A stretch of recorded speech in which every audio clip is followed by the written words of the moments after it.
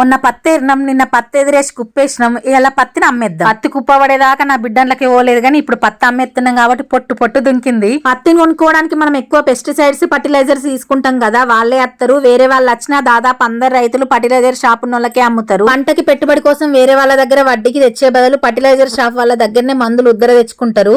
వాళ్ళ దగ్గరనే అన్ని మందులు ఉద్దర తెచ్చుకుంటారు కాబట్టి పంట అమ్మినప్పుడు వాళ్ళకి ఇచ్చే పైసలు చూసుకొని మిగతావి రైతులకి ఇస్తారు. చిన్నప్పుడు పత్తి జోకే ముందు ఇంటింటికి పత్తి బోరాలు ఇచ్చిపోదురు. ఆ తర్వాత ఎట్లా జోకడానికి అత్తరు కదా అని బిందెలకు బిందెలు నీళ్లు చల్లుదురు. కానీ ఇప్పుడు ఒక్క చుక్క నీళ్లు కూడా పోత్తలేరు. ఇప్పుడు వీళ్ళ లెక్క పరదల పత్తిని కట్టుకపోయి జోకుతురు. కానీ అప్పుడు జోరతట్టు బోరాలకి 4 దిక్కుల దూలాలకు తాళ్ళు కట్టి ఒకరు పత్తి లోపల ఎత్తే లోపల ఉన్నోళ్ళు కాళ్ళతోటి గట్టిగా ఏడ బొర్రవకుండా సమానంగా దొక్కేటోళ్ళు. నా చిన్నప్పుడు పత్తిని నేను దొక్తా అని మా చెల్లె, నేను, మా తమ్ముడు యుద్ధాలు చేసేటోళ్ళము. ఒకవేళ పత్తి దొక్కే ఛాన్స్ రాకపోతే చిన్న గంపలు పట్టి బోరాల లోపల పత్తి వస్తే మా నాన్న తాత దొక్కేటోళ్ళు. చిన్నప్పుడు మా నాన్న పత్తి దొక్కేటప్పుడు ఊకే నేను దొక్తా అని ఏడుతావు కదా, ఈ బోరం కింటలు రావాలి అని కండిషన్ పెడితే అది కరెక్ట్ కింట బోరం అయింది. అప్పుడు నా సంతోషంతో మొగుల మీదకి ఎక్కి కూర్చున్నాను కోర్రి. ఇందవైన పత్తి నేరుకొచ్చి కాంటలు పెడితే క్వింట అవుతుంది కావచ్చు అని ఊహించుకోడు. పత్తి జోకే కాంటలు కూర్చొని మన బరువును జోక్కునుడు, జోకే బాట్లని కాంటల నేనెత్తా అని కొట్టుకునుడు.